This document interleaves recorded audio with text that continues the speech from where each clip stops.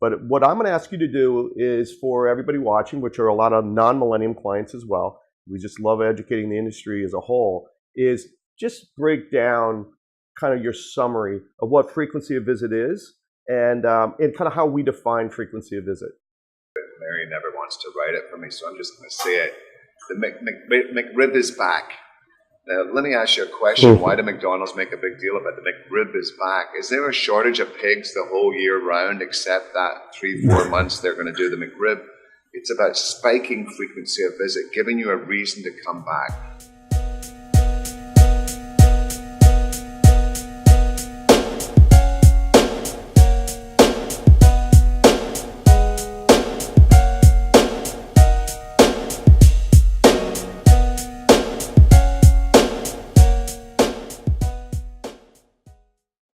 Hello, everybody. Welcome to Coffee Talk. I'm John Harms, CEO and founder of Millennium Systems International. Have the great privilege to have my very good friend, Robert Cromeans, live streaming with us from California today. And we'll be talking about frequency of visit and a lot of great business ideas that we've all fell in love with over the years. So, Robert, thank you for being here. What's up, John? It's great to have time with you, even though we're coast to coast. But with technology, which you're a big fan of, we get to take advantage of it. And I love being a kind of schizophrenic hairdresser, half business, half art. So I like to kind of dabble in the business stuff. I surprise people with the way I look at numbers, and that's a lot to hanging out with you, sir, and helping me understand my business to a greater detail. So, you know, it's a great time. And again, with technology, we can communicate to the world. Absolutely. So there's only a few people I probably would truly consider good friends, and obviously you're one of them. And I didn't mean that in a bad way. I have a lot of acquaintances in the industry, but you're a true friend in that, you know, we would hang out after the party and hang out in each other's hotel rooms with Mary and friends and enjoy our company. So I really appreciate you being here with us, and it's just a natural feel. They told me a month ago that I'd be doing this with you, and they said, is it all right that we're doing this in 4 weeks? I'm like, you could tell me we were doing this in 4 minutes and it'd be the most natural, fun conversation I could have. So this is about as real it gets for the people watching, because we're really respect each other and what we've both done for the industry, but more importantly, our friendship. So the first question they want me to ask you is, how do you take your coffee? Well, this morning I dropped off the vodka just because I felt, I better do a good job for you if I ever want to work with you again. But I usually take it black, and then when I'm in a kind of mood for sweetness, I'll have a bit of cream in it. I like a 4-shot Americano. I'm quite addicted to Starbucks, which incidentally have an incredible frequency of visit. But the reality of it is I'm a coffee freak, and if I drink too much before work, I try to focus on point cutting and weaving, because those are the two best. I still work in the salon. I do try to cut back a little bit, but I do love a little coffee. And thanks for the cups. I'm so delighted. No problem. So I don't know. I kind of look at coffee like I do my steak. So I love steak. And as you know, I own a couple of restaurants. I don't operate them. Thank God. I just go there to drink and eat. But my chef keeps telling me that I took my steaks too well done. If you're a true steak person, you go at least medium, and I was at least, you know, medium well, so he keeps pushing me down to that medium spot. Same thing with coffee. I used to put cream and sugar. Now I only put a dash of cream just to put a little something in it, and I'm getting closer and closer to black. So I feel like I'm becoming a real coffee drinker now as well. Yeah, it kind of goes with the way of life. It's part of it, and there's a bit of a retreat to it. You know, we serve it in the salons. We make a big deal about French press and all that stuff. It's just part of the culture right now. You know, you see it in other countries like Italy. They have an incredible coffee culture. So it's good times. I enjoy it. Yeah. So we've had a long relationship. I'll never forget the first time I came into your salon, how intimidated I was, but also how amazed I was and how beautiful it was. And how much you had done, even without the technology at the time. Obviously, you've been with Millennium and myself for over 10 years now, but even at that time on paper, you were tracking things that people only dreamed at that time of being able to track that we did on our software. So one of the things they want to know is just kind of how you got going in the industry, which is a pretty long story, but what are the main points of what drove you to the industry, and then how our relationship, and tie that into how our relationship started at MSI. Well, I think like a lot of perhaps people listening to this, if they've been involved in the beauty industry, I was just lucky. I was in the right place. I went to Paul Mitchell. I didn't go to a Paul Mitchell school. I went to a school in Memphis, Tennessee. It was called Stage One. How appropriate. I would go to a school called Stage One. And they plugged in a VHS video of Paul Mitchell and John Paul. And Paul was a Scotsman. A lot of people don't know that. So without me knowing much about the beauty industry, I just kind of followed Paul Mitchell. And every sort of dream I've ever had has come true. Like a lot of hairdressers that open a salon, it's kind of like Kevin Costner, if you build it, they will come. And then you find out later you were an awesome hairdresser, but maybe not as savvy on some of the business notes. And I would say I was guilty of that.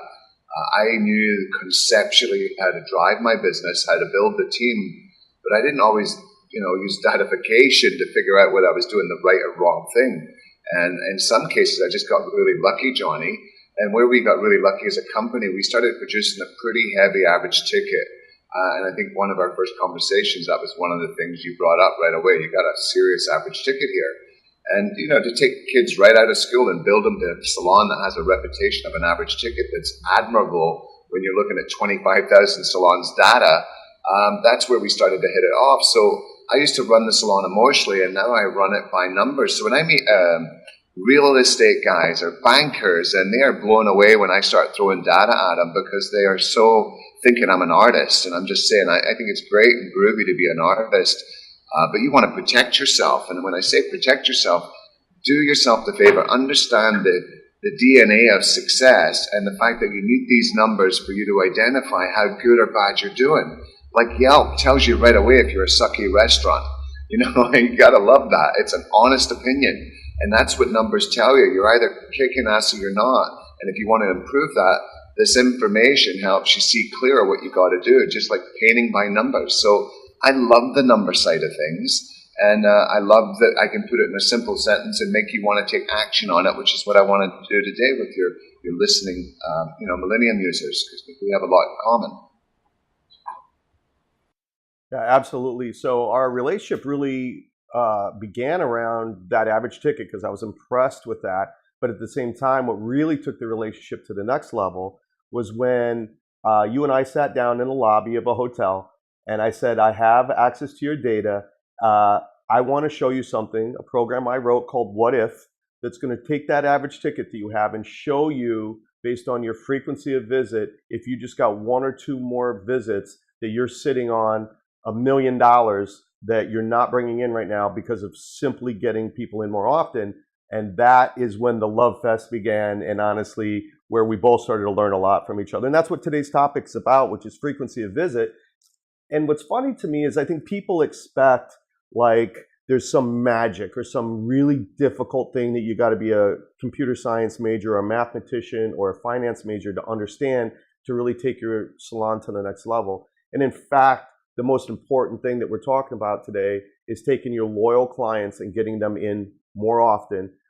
Doesn't take any extra advertising, doesn't cost as much to bring in as it does to bring in a new client, to get that client that already loves you to come back at a frequency that's best for them, but also best for the salon. So that's what our Love Fest really began around. But what I'm going to ask you to do is, for everybody watching, which are a lot of non-millennium clients as well, we just love educating the industry as a whole, is just break down kind of your summary of what frequency of visit is and kind of how we define frequency of visit. Mary never wants to write it for me, so I'm just going to say it. The McRib is back. Now, let me ask you a question. Why do McDonald's make a big deal about the McRib is back? Is there a shortage of pigs the whole year round, except that 3-4 months they're going to do the McRib? It's about spiking frequency of visit, giving you a reason to come back. Starbucks, treat receipts. So when you really get into frequency of visit, hairdressers are told every day by clients we touch hearts and souls to that they love us. And if they love us so much, then why don't you enjoy us even more? Just like the social society of coffee. So it's getting people like in the 50s and 60s that used to see their hairdresser weekly. Why the heck not? More people have disposable time. They're living a lifestyle. Some have disposable income. I always ask a guest, how much time do you have today? You could enjoy every service. I'm just saying we got to sell ourselves and get people to come back more often, and what a difference it makes. So yesterday I was trying to do a quote on Instagram, John, and I said if you could increase your average visit from 4 to 6, and I used your number, and I said you increase your business 50. Mary said, that's too big. I said, well, let me round it down a bit. 40% increase. Which other way could you get a 40% increase just by getting clients who love you to come in 2 more times? And the thing we'll get to in a minute, John, which is the most profound thing we'll talk about all day, 20% of our clients produce 80% of our revenue. And if you look at what they have in common, it's their frequency of visit. They're coming in 10, 12. And if you multiply that by a reasonable average ticket, ding, ding, ding, ding, ding, ding, you just won the lottery. You're going to get to my favorite place in a hairdresser called lifestyle. And I think that really summarizes what frequency of visit. People who love you coming in more often, give them a reason, and we'll go through some of those. This is something that helps us tremendously, Johnny, on every station, every day. So let's talk about habits. If you want to be successful, and come on, you know you do, success is a definition not by the dollar amount. It's how many dollars you can get in the littlest amount of time. So what we want to do is be really practical in what we're doing as hairdressers every day. So on every station in my salon, and incidentally, John, and I know you've been there, there's 22 of them. On every 22 stations, this is written like a billboard. The first thing we talk about is how long you want this to last. So John, if you're my client, you're going to sit in my chair, the first thing you're going to see on my beautiful console station is this beautiful 4 weeks from today, 6 weeks from today. So the first thing we start to talk about is how long do you want this to last? If I was talking about hair color, I think the most important thing for somebody is maintenance. How long do you want this color to last? So we start with the end in mind. That helps your rebooking number. This is a system that we put in, and systems are what help us succeed. And whether you're a team playing salon or a freelance hairdresser, you still need a system in order to succeed. Don't leave it just to luck. Put a system in that helps things work. And that's what I would call that particular nugget there. If you've got beautiful handwriting, you can handwrite it every day. We obviously match it up with a computer. It spits it out, that it goes on every station. Is your station creating a mess or a message? So to me, there's so many things we can achieve there. I just say, let's start talking about how long do you want this to last? You know who has the greatest frequency of visit in the beauty industry, John? Go ahead. Is barbers. The average barber is seeing a guest sometimes 20 times a year. That is phenomenal. It makes people want to open barber shops all over the world. Because what it is hair gets shorter, you're kind of dictated to come back more often. If I color hair and create chemical dependency, that client wants to come back more often. If she hates to blow dry her hair, she's going to come back more often because I'm going to make a big deal about the joy it gives me to blow dry your hair on a Thursday. We need to tell clients how much we love them, and what you'll get by the end of this rainbow is fewer clients, more meaning. And that, to me, is where lifestyle of being a hairdresser is. It's not working 5 days a week till you hate people. It's being effective and efficient for clients who love you. You don't need thousands of them. Just fewer clients, more meaning is, to me, one of the greatest sentiments every hairdresser should live by. Yeah, for those of you that have never had the experience, and there's not many of you, to watch one of Robert's webinars or see him on stage, I think one of the amazing things about him is his ability to look at dialogue and how you state things to clients, and that words matter. And so the way he just said that, where instead of just saying, would you like to come back in 4 to 6 weeks for your haircut, he's literally asking them, how long would you like this look to last? Who's going to say 2 months? Or who's going to say, oh, I'm not going to come back for 2 months, when you're literally saying, I want this to last forever. Oh, okay, well, forever, then we need to see you again in 3 or 4 weeks before you have more than a half inch or quarter inch of regrowth. Or I need to see you in 2 weeks so we can blow this back out. So that dialogue is so important, and I think you're a master of it. That's the one comment I wanted to make. The other comment I wanted to make is that making sure that people understand that in Millennium, we have the ability to actually look at frequency of visit down to the department as well. So frequency of visit on the color department, on how often people come in to get their color, is very different than somebody, for instance, that does nails. I might want a frequency of visit of at least 12 for my nail department, but Color 4.2, 4.5 is decent. Haircuts, I might want 6.5. So that's the other thing is you want to look at your salon overall to see how often on average are we getting these loyal guests back. So that number of 5, 6, whatever that number is great to know. But you want to also look at per department because you might actually be doing great on color because like Robert calls it chemical dependency, they're kind of almost rebooking on their own. But maybe my nail department's only bringing in people 8 times a year, or when they could be doing 12. So you want to break it down into department of 2. Frequency of visit isn't just for the top level salon, it's down into department if you really want to get it right. But dialogue, you're the master of it, my friend. I love that. How long would you like this to last? That's great. I mean, you get a guy in your chair, John, and tell him, this will self-destruct in 4 weeks. He'll be back. I'll tell you an industry that does real well at this is our dentists are incredible rebookers. I was having my teeth cleaned a few weeks ago, and I just usually send them over there. But no, I was having them clean for real. They're all me. And when I was listening to the person next to me who was getting their same treatment, and I heard the dental hygienist drive a little dialogue saying, I think you should be back in 4 months. Now, traditionally, you get your teeth cleaned every 6 months, but she obviously has changed that. Look at the difference that would make in her overall annual revenue just by that 2 visits a year to 3. So just understanding that we see value in clients. If you're giving them the service that every client deserves, why wouldn't they want to come back more often when they tell us how much they enjoy the experience? So, that's a big, big part of it. And the words we use, and again, it's not the same words I would use, but you got to come up with a type of script in the way you say things. And what I love about your categorization is, looking at the big numbers are beautiful, but sometimes you have to dig in and go into the department of color. And why color I'm going to pick on is because you want to increase the client ratio of color in your salon because that will increase your frequency of visit.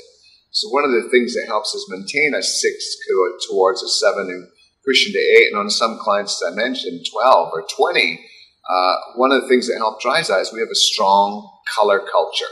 So we run a ratio anywhere from 1.5 ratio of service to guest to 2.0, which means they're getting double services. The ultimate is 3 services, treatment, haircut, and color. And, as I bring up treatment's a great reason for the season for people to come back, because, people's hair is going through changes. People have dry hair, so I have a cure with that with Awukui wild ginger. If she's got split ends, I've got marula to take her to East Africa. So we can use treatment as a driving force to get people to come back in, attached to any service that makes it more valuable. I hate to talk about McDonald's again, but that French fry with a burger adds to the value of the ticket. So for us, if I could sell any service we make currently and add a treatment to it, which is now the indulgence of water. What about that as a word, John? The indulgence of water, it's about getting to that relaxation side of it, stopping people's clock and taking them on this journey again towards experience. And I don't care if you've got all day or a small amount of time, you can still make 5 minutes feel like your clock stopped, So it all turns into everything and looking what we really sell and getting more items per customer to enjoy. And, you mentioned the nail department, skin department. Here's the fact for frequency of visit and loyalty to guests to our salon. The more services they enjoy in our salons, the more likelihood they're going to return. So it's in our favor to help the nail division. It's in our favor to help the skin side of the company. It's in your favor if you're departmentalized to help your color department. I'm just saying this is the working ecosystem of the salon. So I love the detail because not everything can have a shotgun. So if you wanted to focus on building color, go right into that number and see that inactive list of people who could be enjoying more color services and target them, because the bigger that number gets, the more success financially you have as a salon owner or a freelance hairdresser. It's just a fact of it. Yeah, I mean, everything that we're talking about, although we're focused in because you're a salon owner, but you also have some spa services too. Not only does this apply to spa and barber shops and nail shops, literally somebody that owns an oil change company could be watching this and get value out of it. So frequency of visit spans any service industry. So my question to you next would be, why do you think the industry has so much struggle with frequency of visit or don't understand the value of it? So even though we've been talking about it for a dozen years, there's still so many people that don't do it. So what are, in your opinion, some of the reasons people struggle with getting their team and or understanding the value of frequency of visit? I'm going to talk about an elephant in the room, and I'm alone. It's to do with numbers, and I used to think it's just some hairdressers don't get numbers. As I've been doing, I do a lot of research, John. People in general don't get numbers the way I can't look at words and get anything from it. I can't really read a book. I can get information, but I can't read and retain. So for me, I do see numbers, and it's kind of ironic that a lot of hairdressers don't, considering they use numbers to book appointments, to cut hair at 45 degrees, to use 30 volume with 6A. I mean, they love numbers, and they love it on their paycheck. I used to say, if you don't like numbers, I'll just put a happy face on your paycheck. The reality of numbers is they do give you a whole different way of seeing things. So I think it's trying to break it down to make it simplified enough that we get it. So to me, anything you're trying to promote as an owner, it should fit on a napkin. If it's too complicated, it's not going to work. So it's showing your team or showing yourself where the values are. If I'm telling you, without going to get a new client, without doing a single upgrade, without doing anything, just having clients who love you come back more often will increase your revenue, why wouldn't you do that? That is in your best interest. What would that mean for you? You would raise your value, make more money in less amount of time with fewer moving parts. And I'm just saying, if you start to think like that and think about the most important thing in life, John, is time. It's not just doing the job. Do you want to work 50 hours a week? No, I say. 6 hours a day. Be happy all day, like Pharrell happy. 6-hour shifts. Don't be working so hard, people of my industry. Let's work less and work, smarter. I hate to use such a dummy one, but the reality is let's be more efficient. Let's go into the theory of productivity and being relevant. I had a call with an attorney. He's $3.50 an hour. I'm like, I love it. We've started charging for corrective color in the salon by the hour because it's so unusual to know if you're going to dye your hair black at home and want to be blonde like Kim Kardashian, then it's going to take some time. So I think we're going to start to measure our industry in a new world, which has a lot to do with time. And that's where you start to see how efficient you're being. Because if you had 4 guests today enjoying a haircut, color, and treatment, that's a beautiful ticket. And if she comes in 6 to 8 times a year, Jesus loves you. So it's a beautiful thing. And I just say it hits any side of the service industry. I love you mentioned oil change. I love Mercedes when I had one. Every 3,000 miles, even though traditionally you're supposed to change it every 6. I mean, I had to get rid of the car. I couldn't afford the oil. So I think definitely part of it is, I'm very proud that Millennium, clear back in 1998, when I started to understand the growth indicators like frequency of visit and average ticket and those types of things, we brought that to the industry, and now a lot of the competitors also have that. So even if you don't have Millennium or Mevo 2 out there, most likely your software has some information in there on average ticket and frequency of visit. So definitely want to focus on that. And it's what's best for the client. I mean, not only are we talking about what's best for the salon or the individual, getting the person to come in more often is obviously better for the client. I mean, when I go to a salon or a barbershop and they don't rebook me, I get frustrated because I'm like, I'm an easily 12-time-a-year client that honestly won't call back for 6 to 8 weeks until I'm like, oh my God, I just really need to get this done. So now, I'm a 6-time-a-year client when I could be a 12-time-a-year client. So it's really not difficult. People have their calendars in their phone now. It's not like, oh, I got to go home and check my schedule. They have it. So it really comes down, in my opinion, to a culture. I call it a culture of rebook, a culture that's focused on frequency of visit.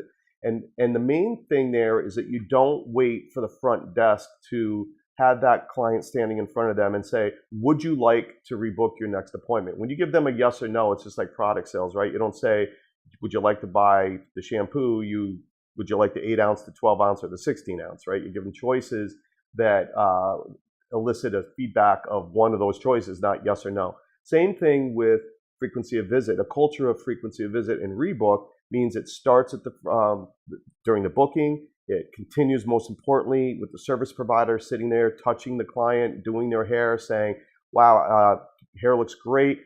I need to see you in 4 weeks so we can maintain this look, because I know you want this to last at this look as long as it can. The longest, after about 3 or 4 weeks, it's not going to look like this, so I need to have you back. And my book fills up quickly. So I look down at my little sheet if I'm at the Robert Cromeans salon, and I see that 4 weeks from now is May 17th or whatever that is, and let them know that the front desk is going to make sure that they rebook their appointment. Now when they get to the front desk is doing that, and then software like Millennium or Mevo 2 will also prompt and let them see the exact dates to give the client. So technology helps, but it really comes down to what you love the most, Robert, which is the human side of it and the dialogue and a culture around rebook.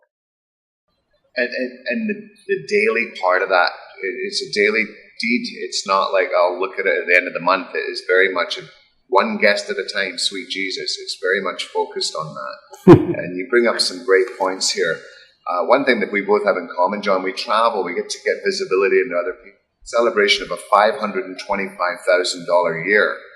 And when you think of how is he making that happen, he's in, I think, Boca Raton, Florida, which is a community of very elderly people. And he has a client coming in for a color touch-up with highlights every 9 days. It is unbelievable. So I'm just saying, you really look at what is your ideal client. Dimensional color, the baby boomers are graying. There's so many opportunities. I am a hairdresser behind the chair, and I hear every day a client when they're frustrated with their hair or they talk about things that are coming into their lives. It could be a bar mitzvah, it could be a wedding, it could be a date night with the girls, which is just as important as a date night with your fiance or husband or boyfriend. We all want to look a certain way, and I just think the salon is becoming a more socially kind of place that people are coming in more often, thanks to businesses like Dry Bar and et cetera, et cetera. The whole business benefits from that.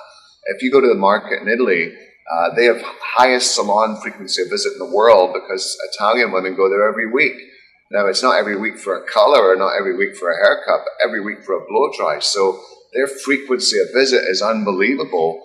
I don't want to get it quite that high, but I want to get people coming back more often.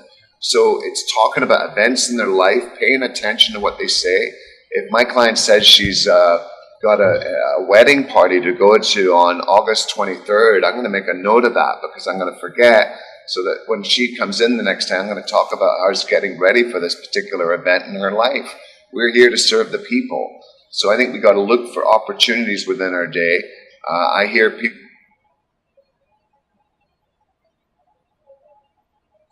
in their own hair.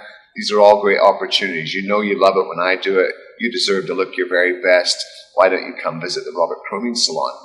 We also use it promotionally. So if we want to really give the client a value, I'd rather give her a free ticket for a blow dry and a treatment, which costs us relatively little except for labor and makes a huge difference. So the client gets a big waha.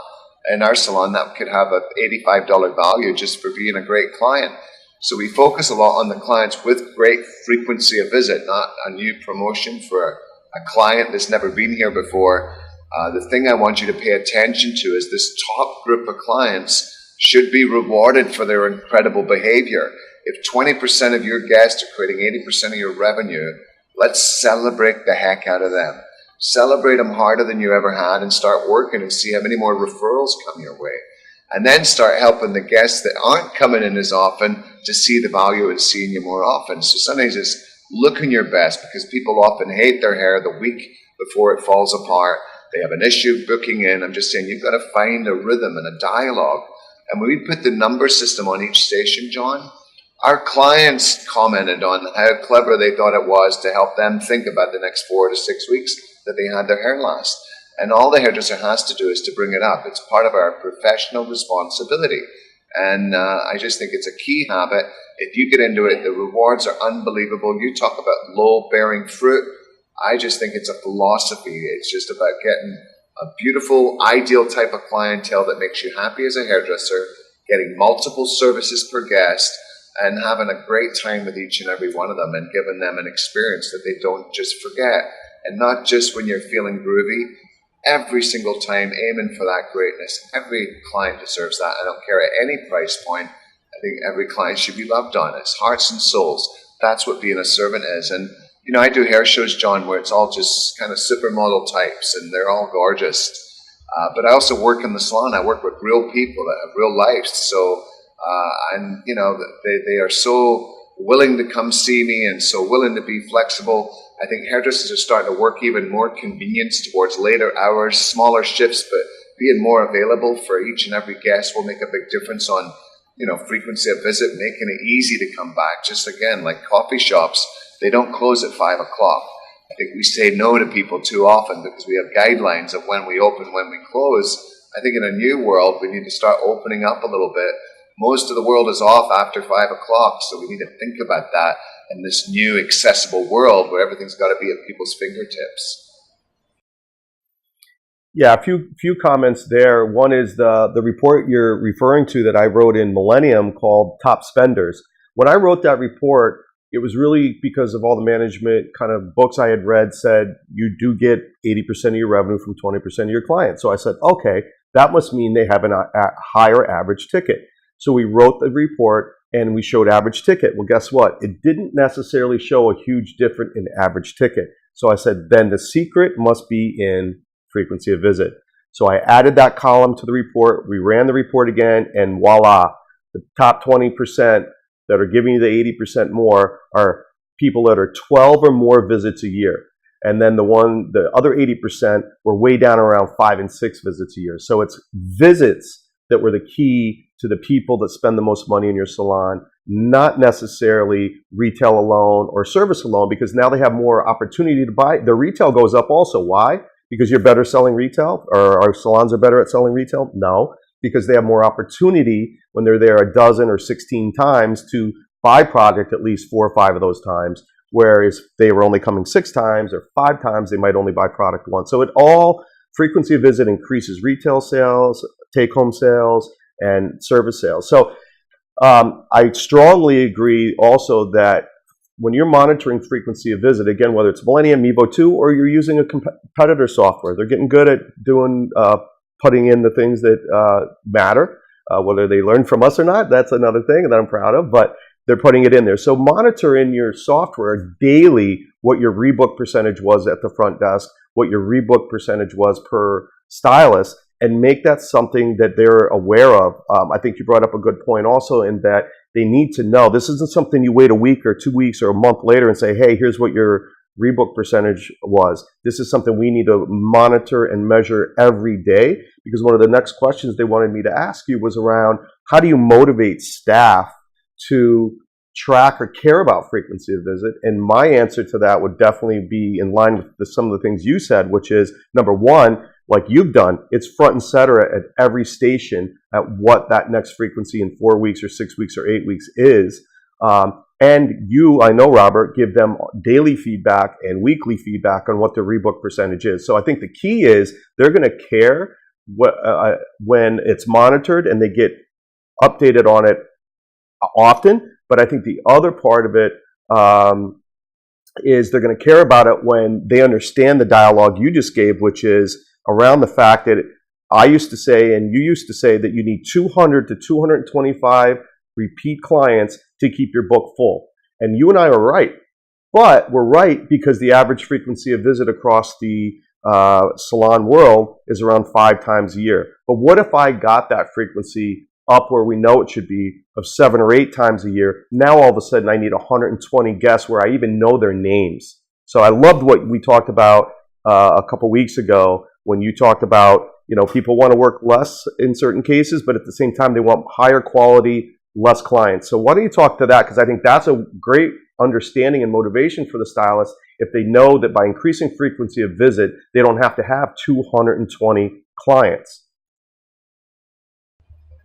Just backtrack. I kind of sell the salon a career path. You start out minimum wage, we get you to a kind of living wage, which is starting to use performance indicators to get you to a higher threshold. And then you get to this thing I call lifestyle. Lifestyle can mean many things, John, and that's what I celebrate, being an industry primarily, female orientated, having children. I see a whole new way of running our salons these days that are much more flexible than we ever were in the old days. So people have to have flexibility. There's got to be opportunity to get to levels of working part-time and still making a living out of it. So we're being a much different type of outlook in the world. So my lifestyle favorite go-to is my fiance, Mary Como. We were getting out of the car one day and she said, Robert, all I really need is 100 guests. And she has an average ticket above $200. And she talks about a frequency of visit of really just 6 times a year. And that would produce $100,000 in revenue, if I'm remembering what she told me correctly. Now, what I'm saying here is it's not about kicking your butt every day to driving yourself crazy. It's about finding a thing that makes you so happy. That little feeling you had in beauty school when you first pleased a client. Get into the joy of doing hair, and that means not working 14-hour days to try and hit the number. It's starting to be a little smarter on it. So I think now more than ever, John, people are ready to go to it. They're ready to say, this is the lifestyle I love, Robert. How can I get there? Well, if you use that number 100,000, I went crazy on this. I took it to a $75 average ticket with a higher frequency of visit. There's so many ways you could hit 100,000 no matter how or where you live based on price. Because if you're in a smaller price zone, then you want to see your clients perhaps 8 times a year. Perhaps you need 150 guests. But I'm just saying, either way, you can see what scenarios, if the idea of being smarter and working a little bit less, it's really about you focusing on that, finding the type of client that's right for you and really zoning in on that. So I think it's a shift in society. It's got to be a shift in salon owners' minds. Because the old way is, I'm going to pay you 50%. Come on in. When are you going to be here? 9 o'clock. When are you going to leave? 9 o'clock. Well, if you look at that over a 60-hour work week, that's a problem, Houston. You're working 60 hours. You've got varicose veins. You're not eating lunch. You're never going to the bathroom. This is not healthy over a long journey. So I want people to get a little more savvy to keep themselves safe so they can be efficient like every other professional in the world, and spend more time with their loved ones, have more income because they're being smart at work. The old way was just kind of like being there. The new way is really being effective, looking at productivity, looking at how numbers can help you build the business you dream of to get you to the lifestyle. So that would be the button I push. Now, whether that's being a parent, or a platform artist, or just being a lazy guy like I am, I would love just to work 2 days. I want to work 1 day a year like Santa Claus. He's got the best job in the world.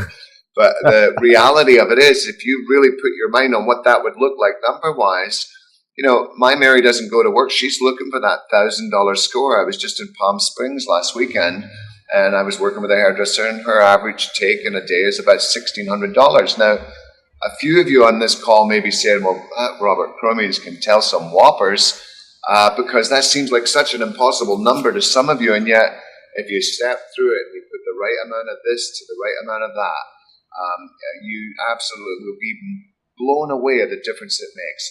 We're always so hungry for the new guest, and yet really we're not taking advantage of the majority of our business, which is the guest that's already in our chair.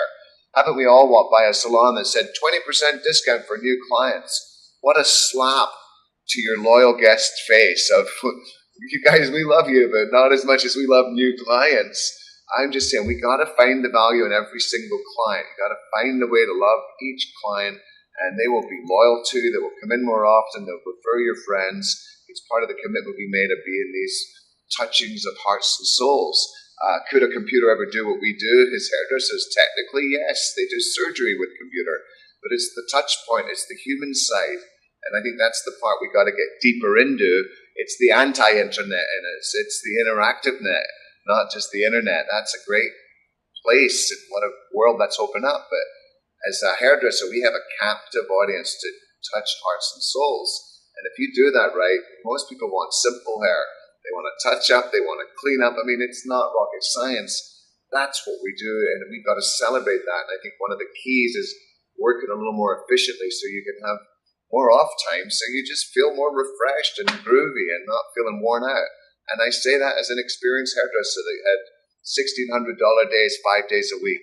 And by a percentage of it, I didn't really hear what a client said. I was cutting on automatic, and it was impressive, but long term, it didn't really fulfill my heart and soul. I now work on sometimes 5 or 6 clients a day, $200 a haircut, John, and it is chill by me. Even if I do 10, that's a $2,000 day. I don't break a sweat. I work with a rising star. It is absolutely beautiful. And I'm just saying, it's a lifestyle for me. I don't have to work in the salon. I choose to. And I'm going to choose to do it, then I want to do it in my way. So maybe your way is being a crazy colorist because there's so much money and revenue in color. Extensions is a big hit ticket right now. Let's celebrate the craft and give clients every reason possible to come back more often. And I'm just saying it's a game changer. And start with that because it'll make the biggest difference in your business. And then figure out the team how to discover the value. And the best way, if you're an owner like me, discover the value yourself. Start committing to the dialogue. It's kind of like every day saying it. And once you get into the habit of it, it's going to start to stick. Because the desk can't do anything for you if you're not planting the seed at the chair. And in the future of the industry, John, and you know this, we're going to be working without a desk in the futures of these industries. So people are going to be seeing hairdressers checking people out and doing certain things they've never done before. So you're not going to have the ability to ditch and run and hope somebody took care of it. We got to do this to protect our businesses. So it's a habit that is going to safeguard your business. If your everyday business, you rebooked 100% of your guests, you already know tomorrow what you're going to do. So today's traffic is tomorrow. Today's service is tomorrow's traffic. That's a Terry and Steve-ism. And I'm just saying, as good as you do today, you will see it show up in 6 weeks. So if you want to get more gridlock on your book, commit to the rebook. Give people more reasons, more conversation. Start to bring it up in every consultation, and I promise you, you will see a result that will blow your mind. We were already doing real well till we used even more system. And again, John, you brought it up. You couldn't really work for me and not want to honor that, because if a client sat in my chair and your name is Tony and you don't want to play my game, what are you going to say with a client? What is that for? You're going to say, I don't know. You're going to look like a real dummy. So I'm just saying, part of that culture, if I want people to talk about blow dries, I have it on a wall so it's written so clients can see it. So that becomes systematic behavior that the team aligned to. We've got to align the team to the value. What's the value of people coming back more often? Your average ticket, your annual income will increase. So if you want to increase this year up to 40%, just by getting your clients to come in 1 or 2 more visits can take you closer to that than anything else. So I just think it's something that is a beautiful subject. I hope to one day go on Jeopardy, and I hope that he says, I want to take frequency of visit, and I'm going to kill that show because I think I got frequency of visit in our veins thanks to you. Yeah. One of the things that Robert brought up was he called them future professionals. That's one of the phrases that Paul Mitchell and Robert have coined. Well, obviously it's your your new hires, your people fresh out of beauty school. And so one of the questions that came in was, how do you get, for instance, the future professionals or the new apprentices to understand the value of frequency of visit? And to me, that's the most important thing to them. So I'm going to help answer that one quickly because Robert's already answered several of these questions that came in just in his dialogue. But specifically with future professionals or your new talent, frequency of visit is so important because they don't have a book. They don't have a following yet. So how important is it that every client that comes in, they make sure they get that rebook so that, 4 weeks from now, they're starting to build their book and make sure they're busy. I get to see a lot of salons data, spa data as well. And over about 50% of the book is still open, unused, 24 to 48 hours in advance. So over half the book gets filled the day before, the night before, the day of.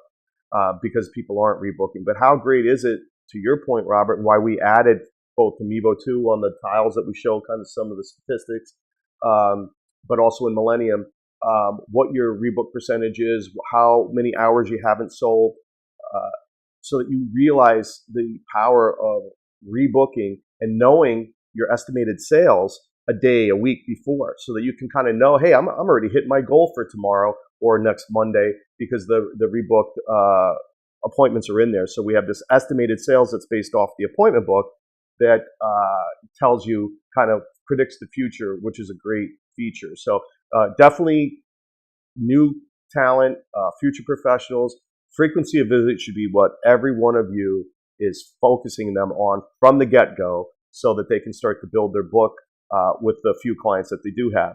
Now, another question that came in, Robert, I thought was interesting, is people are saying, like, I understand the value of rebook. We're pretty good at it, but there's some seasonality. So maybe in the summer they're slower, or in the winter, depending on where they're at, they're slower. So how can you continue to focus on frequency of visit, Robert, during kind of seasonal downtimes, if you want to call it that? I kind of have an idea what your answer will be, but let's state something for the audience here. What do you think can be done to keep that frequency up during these quote unquote slower times? I think there's a couple of ways to answer that, John. I think one is when we're busy is where we suck. It's when we're busy, we're not thinking about it. It's when we're slow, we're like, let's do that. Well, that's too late. You've already, the tree died because it had no water. So to me, it's that culture of it again. You got to show the values. You got to get used to doing it. Create a system that works with your team or your vision. Doesn't need to be my way. But in those, numbers, I use those to plot somebody's career path of what they're after. So I think it's a big part of it. So, you talk about the new talent, and I just think as you bring in a young kid, as good as they'll be in 6 months is how much, culture you put in them on that first 6 months. Because if 6 months they haven't got the frequency of visit, the love of average ticket, the beauty of an aggregated ticket where you've got cut, color, and treatment happening, these create, to me, an independence for a hairdresser like nothing else. If you can find a way to do that as a young hairdresser, you will be set free forever in the industry because you see the value of it.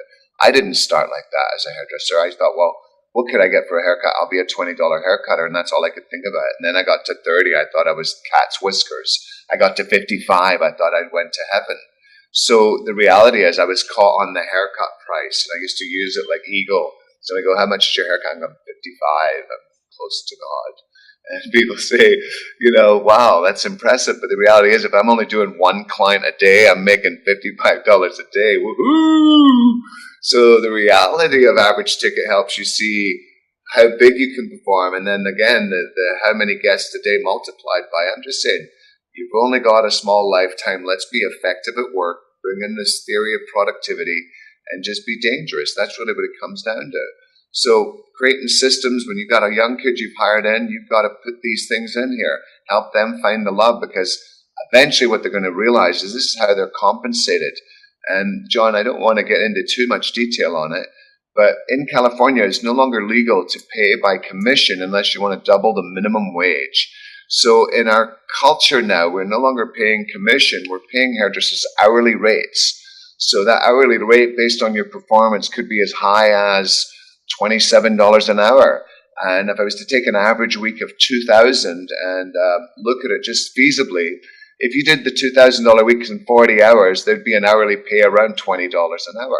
And if you were to do the same 2,000 in 30 hours, it'd be $27 an hour. Which would you prefer? The reality is we want to get smarter. Right. We want to think in time, just like clients think in time. I'm just saying having multiple services per client is less fatiguing. People want these services. People hair needs treatment. People celebrate hair color. There's never been a better time to be in the industry. And if you do a bit of men's hair on top of that, you could see these beautiful men and gentlemen, whether you're a groomer, a stylist, or a barber. There's so many ways to change up the game to create this ideal lifestyle clientele that you deserve. And I'm just saying, I'm not selling this to just my staff. I'm selling to everybody in the industry. It used to be very money motivated. I'm just saying I'm very driven on lifestyle. Could be my age, but millennials are coming in. They're not going to work 40 or 50 hours to get where some of us got. We're part of a different generation, just like they laugh at the paper book. We had a stylist wondered what the paper book was. We had to bring her up to speed long before there was computers. There was a paper book. Things are shifting every day. And one thing we got to do, John, we got to shift. There was a man many years ago, long before Vidal Sassoon, his name was Teasy Weezy, and he used to roller set hair. And he was famous. He did Elizabeth Taylor's hair. He had his own jet. He flew around the world. He had an entourage of 6 or 7 people. And along came Vidal Sassoon and this word called precision. And Teasy said, that'll never catch on. And the reality is Teasy Weezy died homeless, broke, penniless. Not a great ending because he denied the reality that things were changing. We must, as an industry, change. If you're worried about freelance, Freelance have the same issue. If they're not productive, they're paying rent all week for no production. The reality is you got to look at time, and if you were in the freelance business, you should look at day rate, half day. It's called WeWork. I'm just saying I'm looking at the business in a whole different model. It's about the time measurement and how effective I can help professionals like you and I use the less amount of time to get closest to the paycheck that sets you free as a lifestyle. So the evidence with numbers is overwhelming, and it behoves us to help people see the value in it. And whatever way we've got to talk about it, and it's got to be talked about quite often, because you don't just do this, talk about it once in a meeting or do it one day and think it all fixes. It is a habit. It is a habit. It is a habit. And the more you get into the habituary of doing it, you will see the results and just think John and I are geniuses. It's definitely, I call it a culture as well. So it's a habit, it's culture, it's how you get everybody to understand and think and see the benefits on both sides. One of the things you brought up were the freelancers or the booth renters or the independent operators, whichever way you want to look at that. And one of the things that I really push hard when I'm working with them is they are a salon of one. So everything that we're talking about is as important or maybe more important to them, because they're actually able to set their hours. They get that frequency of visit up. They don't need the 200 clients. It's everything we're saying directly relates to them 100%, if not 110%. Now, one other question that came in, this is the last question we'll be able to get in from the audience before we do our summary. But they asked about, they're in a, not in a very affluent area. People are really money conscious or spend conscious. So how do we convince somebody in an area where maybe they're slightly on a budget to not come in 6 times or every 2 months, that we want to see them in 4 to 6 weeks? What's a good way to, we've talked about this before, Robert, but how do we get them to understand the value of coming in at a higher frequency if they are more cost conscious? Well, I think in some of this, John, I had to lean in. I've lost a bit of your volume, so I was leaning into the question. I have salons in Oklahoma. It's not exactly boasting a $140 average ticket like it here is in California, but they also don't have $25,000 a month rent. So it's relative. But the reality is, depending where you are, I own a salon called Walk-In, and it's built on the premise of lower prices to create greater volume. So, for an example, John, when we started this empire called Walk-In, we started with a $20 haircut. Well, this was driving, first of all, foot traffic crazy because the price was right. And of course, at $20, can't I come in as much as I want? I mean, think about it. It's why I think a lot of people out there see value in our Paul Mitchell schools. It may take 3 hours to get a haircut, but the price is right. So I'm just saying, as you go into these sort of businesses, you've got to look at the economy of the business. Again, the lifestyle. I'm not saying we should all be, paid less because we live in a place. If you build value, reputation, experience, and demand, you should be paid for it. But relative to where you live, I think that's important because, as you work with it, I would suggest doing things like bundling. So if your clients are a little more penny savvy, bundle some services so they could see the value.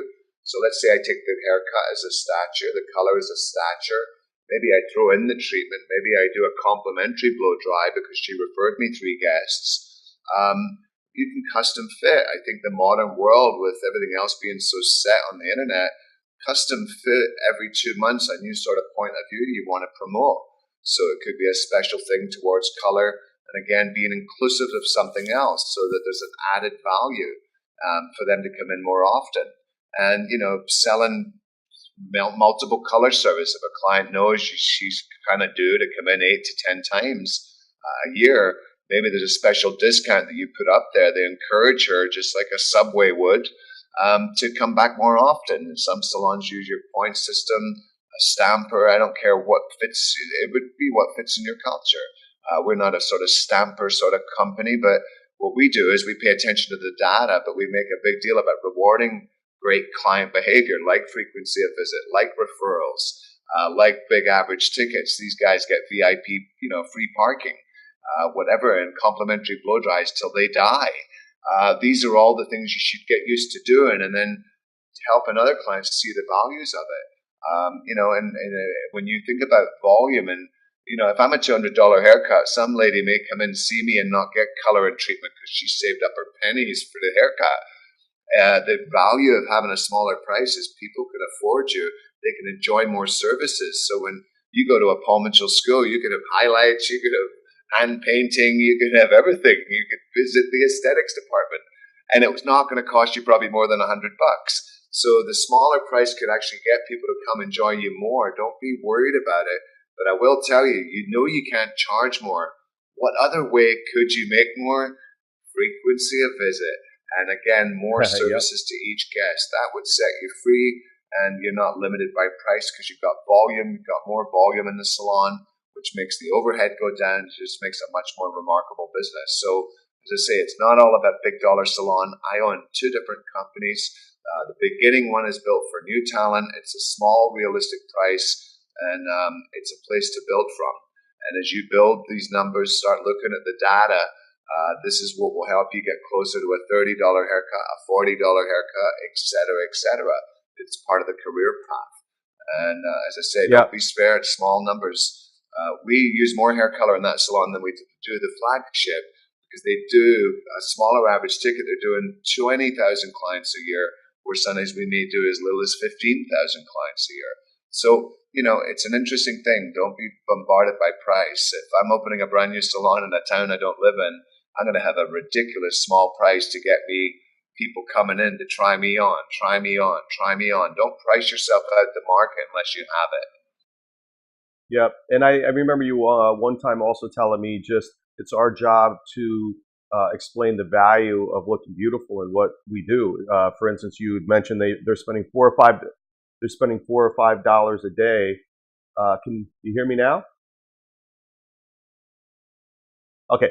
So you had mentioned that getting them to understand the value of what we do. They'll spend $4 or $5 per day, 30 days a month to buy their Starbucks. So making them value the beauty that you're bringing to them. So that was one of the things that you had said to me too, which I thought was good. So it's part of our responsibility to make sure they understand that. So we're going to have to wrap up, but I do want to ask you and everybody watching, Coffee Talk. We do record this. It will be available on MillenniumSI.com. The next Coffee Talk is May 14th with Maisie Dunbar. She'll be talking about productivity, so look forward to seeing that. But if you go to MillenniumSI.com and go to the education pull down, there's where you can sign up for more Coffee Talk. You can watch past Coffee Talk, so make sure you do that. But in summary, Robert, let me ask you this. For the people that are listening right now, what are the 3 things, actionable things that they could do starting this week to start to move their way towards the frequency of visit that we know? So I know that's kind of putting you on the spot, but what would be the 3 takeaways or action items that they could do? And I think we're down to about 2 minutes. What you ought to do is go ahead and find a way to get it up on paper on your station. Use your station as a billboard. Independent, freelance, I don't care what. There's one. Step 2, start paying attention to the dialogue you're using. Seeing opportunities within your day, looking between the lines to see when a client says something about next week she's going to. You deserve to look your very best. Why don't you come in next Thursday and let me have the honor of drying your hair? We need to start verbalizing what we want. We got to put it into a little script and create words with it. Doesn't need to be Robert's words. You create your own dialogue. I don't keep it too consistent. I'm loose with it, but as long as you get to the result, we got to get used to using our words to get the reaction we're after. So I think that's a key factor. The other thing I want every hairdresser to think about is how valuable your time gets. As you build in this business, and that's hopefully what we're all trying to do, your time will become more and more valuable. Let your clients know that. Value their time too. So seeing people more often is a big, big, beautiful thing. What you will see if you're trying to build a business right now, you don't need thousands of people. If you get one client, John, you want to retain that client like my body retains ice cream. You want to keep her. How do I keep her? With remarkable service. If I want to increase frequency of visit, John, the first tool I use? The sync. How can the sync help frequency of visit? It helps you want to come back more often. We call it sex in the syncy. So when you look at every part of your business, you've got to understand, you've got to celebrate it. And if you were celebrating it last month a certain way, every couple of months, you've got to try and find a way to reinvent it because people need to keep getting lifted through the service experience. So if you want to add more value to in a small area where prices are competitive, the way you would want to outmarket these people is through this service. Go beyond. If you're giving a $30 haircut, a $20 haircut, make it feel like a $50 haircut. And if nothing else happens, you'll probably see a $20 gratuity. This is a reality of the world, guys. People that go to smaller price points often tip better. So what I'm saying is get used to saying the words, look at the outcome you're trying to get. Begin each client with a consultation, whether she's been here for 13 years or whether this is her first time, and have a communication cycle that helps her get what she's after. Every client's got a challenge with her hair. I'm just saying a lot of people don't love to do it themselves. Some people do, but just love the extra touch. And let's be honest, you could shampoo your hair at home, but if I do it, you know it's going to feel better. So the great thing about our business, we have a touch point. And I think that if we do the things we ought to do every day, the reality is we will be busy. We will have no openings on our book, and you will see what I talk about, a value in your time and getting to the level where you have the perfect clientele and the perfect lifestyle as a hairdresser. That's what we're after. The number's just there to influence your little behaviors every single day to make a difference in what you want as a career hairdresser and the particular lifestyle you like. Robert, I really appreciate it. Love when we get to hang out and talk, and I'm glad that everybody else got to hang out with us today and listen to you. Anybody watching, Google Robert Cromeans, go to his Facebook, his Instagram, his Twitter, at Robert Cromeans. Definitely worthwhile. He's amazing. Thank you so much for your time today, Robert. I hope everybody enjoyed it, and we'll see you on a future coffee talk. Thanks, everybody.